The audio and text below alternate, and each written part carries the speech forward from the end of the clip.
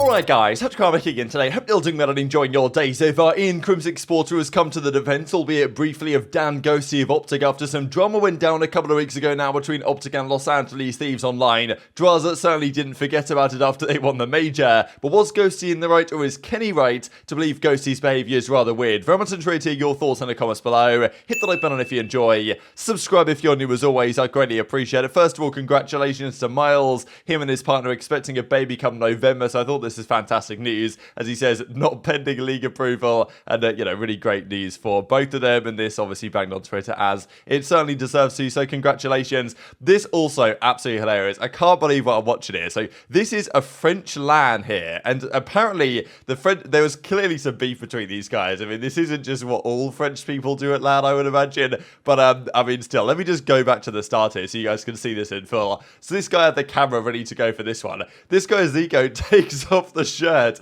and he's just showing it in this guy's face. This is just absolutely hilarious content. So oh my god, it's all kicking off. So yeah, apparently this is what goes down at French LANs on the regular. If you guys are maybe it doesn't, to be honest, but I mean, that is just quality content. So yeah, if you guys are French and haven't have experience in this environment, then please let me know, because I'd like to see more of this stuff in person. I'm sure if challenges was like this every single event, then there'd be certainly more viewers on it, right? But yeah, this is just next level passion. And even Clay says to Hydra, no way, this is what you were doing before you joined New York. Nah, this is insane, he says. So even Hydra, who was probably running locals in France for some years, maybe didn't experience anything quite like this, but still, it's got to be done at the end of the day. Call of Duty passion is no different. Just wanted to quickly share the final statistic that I believe I didn't share. I shared a lot of stats yesterday. This was the final one I didn't mention, I think, is control KD is so far this year. Crim is actually leading the lines now at a 1.3. Funny that Methods is still tied here despite retiring quite some time ago with the 1.22, same with Scrap,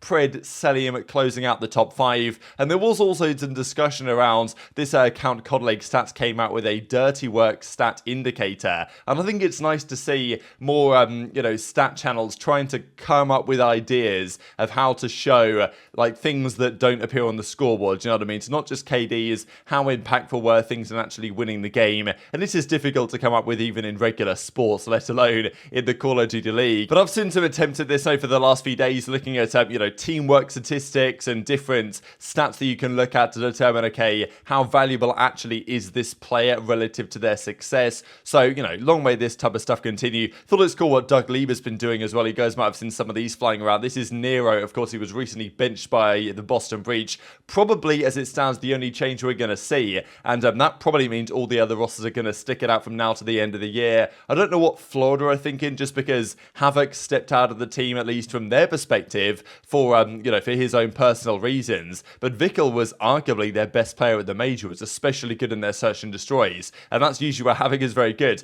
So I do wonder if they're going to, let's say Havoc wants to and feels like he should return. Will they do that? Will they not? I don't know. But most of the other teams seem like they're going to be sticking together, apart from Boston, who have made this move now with Vivid back in for Nero. And you can see here that Nero, looking at his percentiles, how often is he baited compared to how often does he bait? He has a really high pace, which obviously is expected, right? What percentage of fights does he take that are actually favourable for him, his team KD, and also similar players here. So this makes a lot of sense, right? Nero very similar to CleanX, to Capsidol. Those are probably the two players in the league that I would have said he was most similar to, and it turns out the numbers do, corroborate that. But let's dive into another dose here of this OpTic versus Thieves drama. So, I mean, look, Drazah has got drama versus quite a few players in the league. It's mostly against FaZe, but obviously when he beat OpTic in the finals, he's very much keen to do that as well. We saw this just yesterday when the guys went to the club, and Drazah playing 8 right now came out, and he was on the grind. You gotta respect it. And obviously he made these comments after the major on stage. Okay, it wasn't really too much of a stage, but he was giving some stick to the haters and also giving a little bit of stick to the OpTic guys, especially with this tweet right here. Major 4 champions going in game chat after a bounty match, free cash, give me that 200k. So Drazah's the type of guy that if you beef him, he is never going to forget. He writes that down. It's like how Ghosty has his list of players that he either beat or lost to. I forget exactly what it is. I think it's players that he beat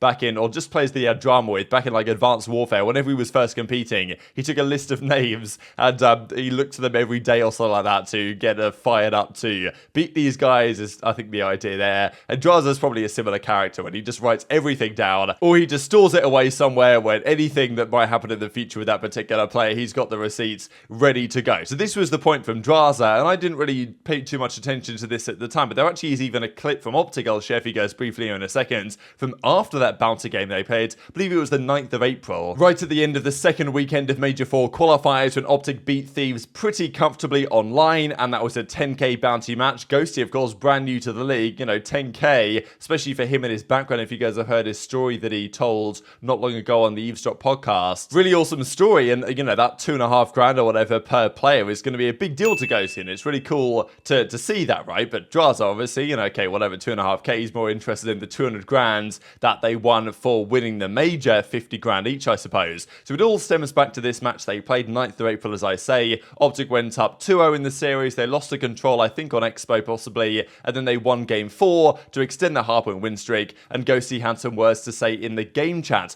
So this is, I think, a bit of a Ghosty thing that you don't really see all that often from maybe other players, but Ghosty came in the game chat here and actually turned it on specifically and made his thoughts known so that LA Thieves, also in the game, could also hear what he had to say. Now, this is, okay, maybe this is slightly unique to Ghosty. Kenny apparently didn't even hear this at the time, but after the fact, Kenny said that Drazah certainly did hear it. He made some note on it, and he was looking to get revenge when it came to the major. Rob, thank you for the cash, brother! I run this fucking map.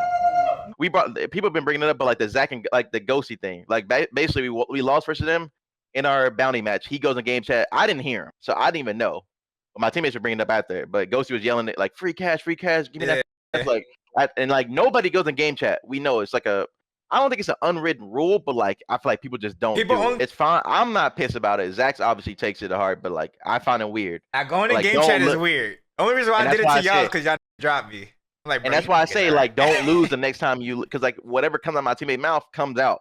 So Kenny was asked this question by Tempo. It was just a topic that came up in conversation, like why Drazah was talking against Ghosty saying free cash and all this, and Kenny reckons, yeah, bit weird from his perspective to say that in the game chat. Now, Crimsix kind of defends this statement just because Crim has been known to speak in the game chat as well back in the day and says, why is game chat trash talking weird? I feel like that was my go-to, especially in scrims. Did I make it weird? So I don't think Crim had quite the full context of this, and I think we've just shown what the full context is for the story and then how it translated into the major itself. So, you know, Crim initially is like, you know, what's so weird about this? I don't really see the problem with it, and kind of defending Ghosty in this way. He maybe changed his mind a little bit though, because Crim used to do this, I think, in scrims often, right? They'd win a scrim, they'd lose a scrim, and Crim would just go in the game chat and kind of talk trash to the other team, would just try and get in their head or something like that. The classic Crimsix way, whatever it takes to try and get over the line. And then Kenny says though, bro, what? Who brought up scrims? From the times we played, I don't think I heard you in the game chat after the match. People can do whatever they want. I just find it weird. Simple. So, and then Crimsix goes on to reply, oh, I thought you meant in general. Yeah, to do it in a match is pretty cowardly, especially when they're sitting 20 foot away from you.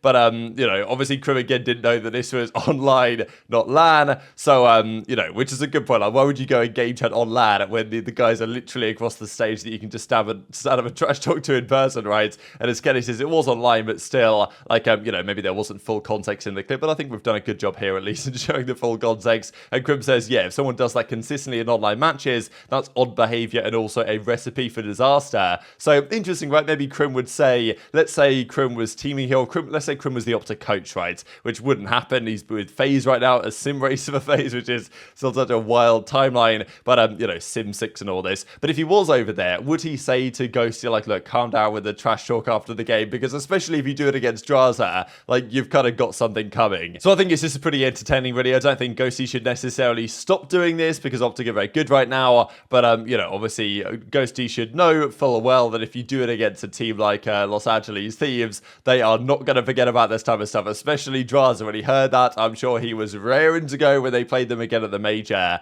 And, you know, of course, they got the better of them both times they played. Now, was that just because Ghosty talked trash and therefore Thieves went harder? Not necessarily. I think Thieves, you know, counter OpTic pretty well in terms of their respective playstyles. Is it weird behavior from Ghosty like Kenny says it is? I'm not so sure. I just think it's relatively harmless, but, you know, fair enough. Every player has their own right to believe what they want on this subject. So definitely intrigued to your thoughts in the comment section below. Also wanted to mention here, with Thieves taking down the recent championship, they have now won 5 major championships in Call of Duty, which is pretty impressive, all things considered, when you look at, you know, the 3.5 seasons they've been around. Yes, they, of course, started in Cold War, right? Cold War Vanguard Vanguard and half of this year so far, and then back in the Black Ops 4 days. Technically, they're around briefly during the Black Ops 3 days that some of you guys will remember after they bought out King Pappy. They had royalty like Remy, Aches, and I forget the fourth player now. Johnny, was it something like that? They had a weird couple of rosters, and I think they went to Anaheim that year and won 0 maps, something tragic like that. So thankfully, Nadeshot retired it and then brought it back a few years later. But actually, they've won 5 between them. That's not far off getting into one of the real big boy organizations, right? That's now tied with Rise, tied with Splice, who are now kind of part of the Ultra situation. Luminosity as well, a legendary COD brand. They've won 6, kind of including the Seattle Surge as well, that's part of them. So one more for Thieves, and they get up there with Envy, Col, FaZe, and OpTic, right? Which is pretty incredible. Getting over these humps, especially given the amount of matches and tournaments we play nowadays, is probably not going to be happening. But this is just looking since the beginning of Black Ops 4, and they rank 2nd, right? OpTic and Huntsman have only won 4 in that time period. 100 Thieves are now at 5, FaZe are at 7. So pretty remarkable stuff what Nadeshot's been able to achieve here. Pretty cool to see. And speaking of Nadeshot, he still tops up the numbers here for Call of Duty Pro's total YouTube views. So these are the top 10. Nadeshot 700 mil almost. Scump is slightly behind. Doug said Martin is actually number 3 here, and well, impressively so. Like, Doug's views back in the day were absolutely phenomenal stuff. Like, he's an absolute content king, it's got to be said.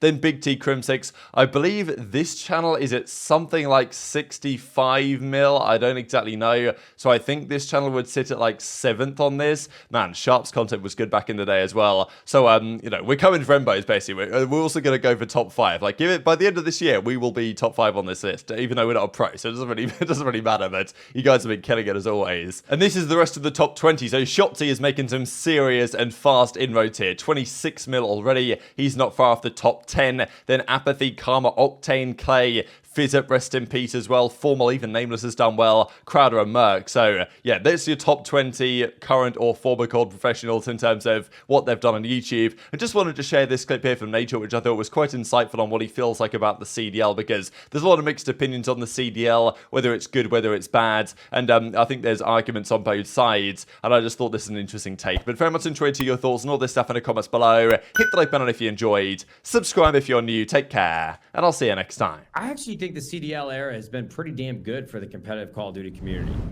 And I know that might sound controversial, but you guys know how it was back when we had open bracket and pool play and all of these players that we knew were tier 1 and belonged on pro teams, but people didn't really care about how they performed and what they ended up doing at any given event.